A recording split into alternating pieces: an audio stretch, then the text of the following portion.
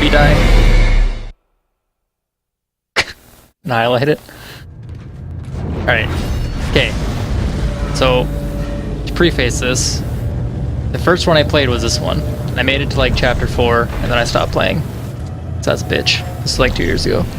No, 2 or 3 years ago.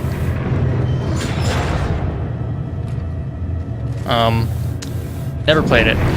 The reason I picked it up is because somebody told me about the HUD, how it's like on your back, and like how your ammo and stuff. That's the only reason I bought the game. I didn't care that it was a horror or a shooter.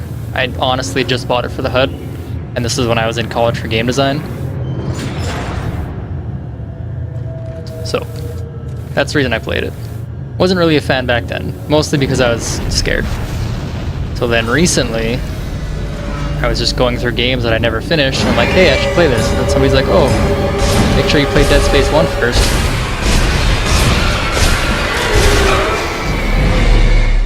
So, I went and bought Dead Space 1 for like $10. So, the main mechanic is dismemberment. That's the main thing. It's before it's a horror game, before it's a shooter, the game just wants you to dismember shit. That's cool. I can get behind that. I have terrible accuracy, but it was still fun.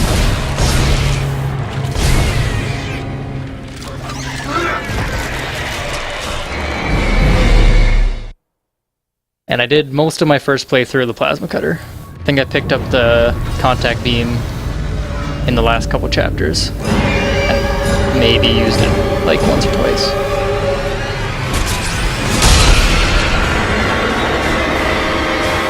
So I really got into the habit of dismembering shit. And the level design led to you figuring out how to dismember the different necromorphs. So the first few times you fight them, they give you like one. And then you learn how to kill them. For instance, the regular ones, I would chop off their legs, and then their arms, and then they'd pretty much be dead. Or like the leapers, I'd try and shoot their tail off, or the pregnant, try and shoot their arms off, etc., etc. But it didn't really give you a big mass of enemies until much later in the game. Much later. And that was like only a few situations. And it still wasn't ever as many as this game. So, if you're having a gameplay mechanic that involves precise aiming at all times, for every enemy, it's not just like it's one enemy you gotta dismember, it's every enemy you gotta dismember, then you can't put too many enemies in an area, because then I can't focus on dismembering one guy when there's 3 other guys behind him, plus a guy in the wall shooting me, plus exploding things behind the guy I'm trying to shoot. It's just too much. So, I don't care if it's on Z-Lot. The fact that I'm dying is irrelevant. There's too many enemies. So that's complaint number 1. Too many enemies completely undermines their main gameplay mechanic. I'd say the second thing this game is trying to be, I think that kind of covers a shooter. The second thing this game is trying to be is horror game. Now, the first one, the way they made it scary is what they told you in the back. So, in the first one, they tell you you're going to fix a ship. So you expect to go fix a ship. Then shit hits the fan. That's the scary part. Then you get a plan of how to fix, or how to get off a ship. That also falls through. That's scary. You know what you're trying to do, but you can never actually do it, which makes it scary. And the fact that you know everywhere you can go, like you're contained onto a ship, you can see everywhere on the map. I think that's what made it so scary. Was the fact that you knew you were supposed to be scared, and you were expected to be scared, but it still would scare you anyways. This game is a lot of like I'm just walking through like random buildings. Like, as far as I'm aware, there's either no map or I haven't found a map. So, pretty much all the levels are just rooms to me. None of this feels like a coherent place. Like, I can look outside. Before I saw a city, I don't know, I was on a space station, I don't even know where the fuck I am. So, my like suspension of disbelief is already lost, which means I'm not really, none of this is really scary. Plus the fact that they're just throwing a shitload of things at me. It's not really scary. It was, I think enemies have less health generally in this game because of the fact that you can't dismember them on the fly. So like you can just spam shoot at them and they'll die anyways. So I'm not really, I'd say they kind of lost the horror aspect of it too. The other thing I liked about it was the survivalist aspect. My first playthrough I played on normal on Dead Space 1. My inventory was clogged the whole time. This seems like each like area I go through in between like checkpoints or whatever,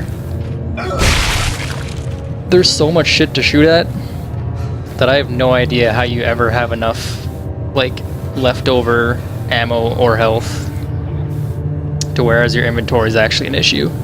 Which then what's the point of having a small inventory if it never gets filled? That's like, I don't know, everything, it seems like the game's just like completely undermining itself. One thing I will give it.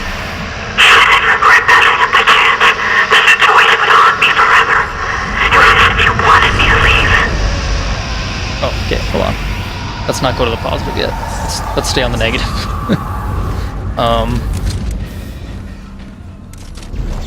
The first one, there's only a few instances where it actually like took away control from you. I think I've counted like 4 or 5 already, where it's put me in like weird upside down sequences where you can't move or where your aim's all fucked up. And then that kind of bugs out the AI. Like there's one point where I was like upside down, hanging from like a cable, and there was like 3 enemies around me and they just couldn't hit me.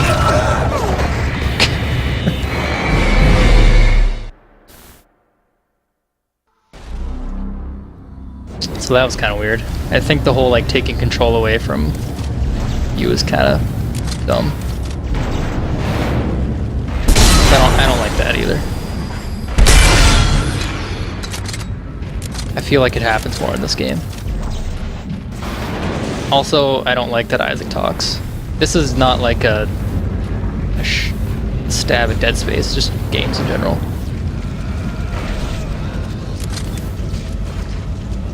If you're gonna let me play the character 100% and not have like animated cutscenes where they're doing things out of my control, you shouldn't have him talking for me. I'm doing everything for Isaac. I should also be talking for him. There's no reason why he has to have dialogue. Especially when the first game showed that you don't have to have him talking to make the story make complete sense. So I don't like that either.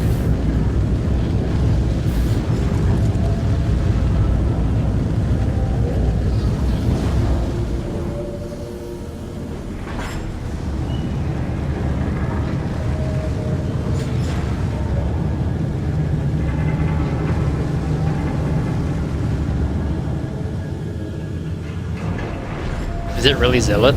It's not Zealot? Whoops.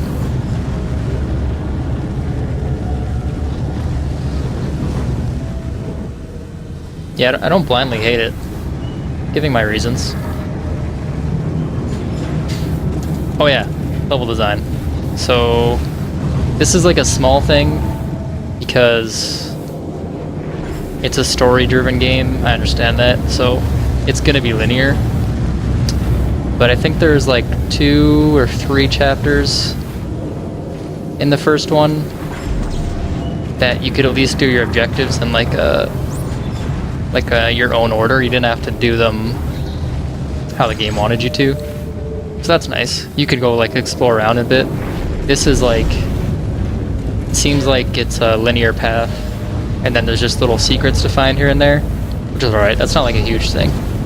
but it still seems like a step backwards in level design.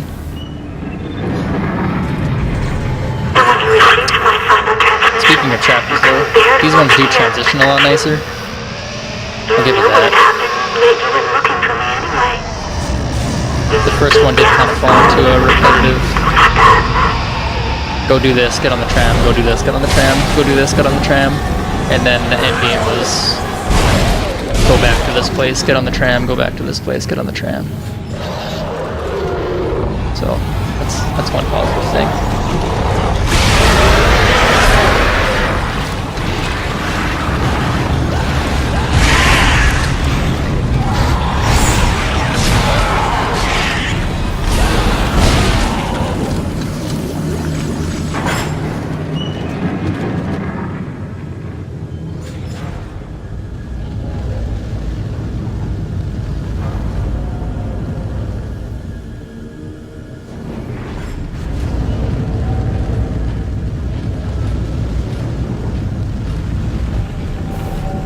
I'm not saying the game is bad, I'm saying as a sequel, where you, in the first game, defined what, like, the core gameplay is supposed to be, the sequel should follow suit, and I don't think it does.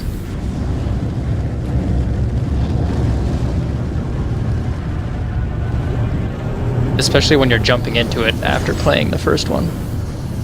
Because you expect the second one to be at least similar to the first one. It's not. Because I enjoyed the hell out of the first one. Like, probably one of the best games I've ever played. Don't like this one so much.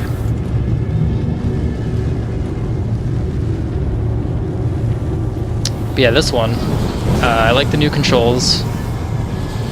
They like, I don't know, they just seem to make more sense. Like, more intuitive controls, that's always nice.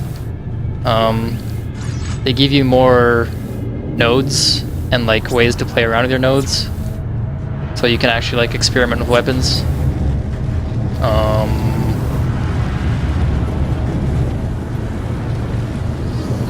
This is a nice feature, the new like objective thing. I like this, although I still wish I had my map.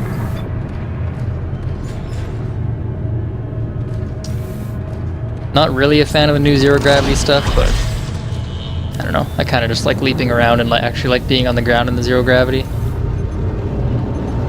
But that's not too bad either, because they did add like a bunch more ways to do puzzles, and there's more weapons. That's always fun. Like, I like the javelin gun. I haven't played around with any of the other new stuff. So like, there is things I like, but I'm saying generally I'm not a fan of like the entire package.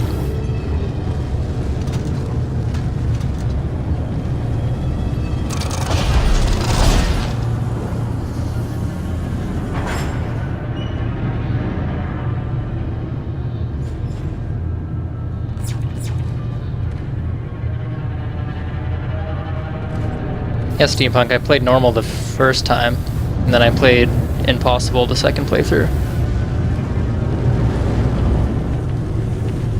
And I'm trying to say the first one is probably one of the best games I've ever played.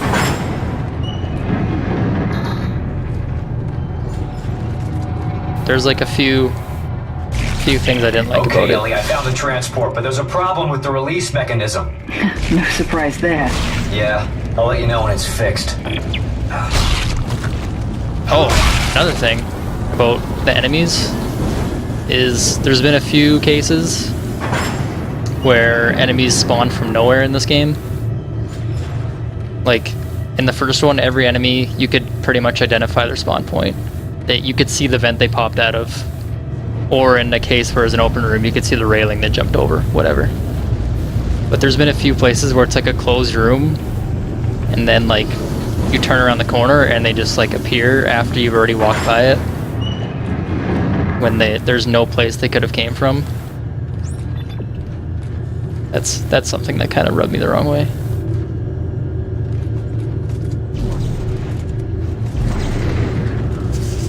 What do you want me to do?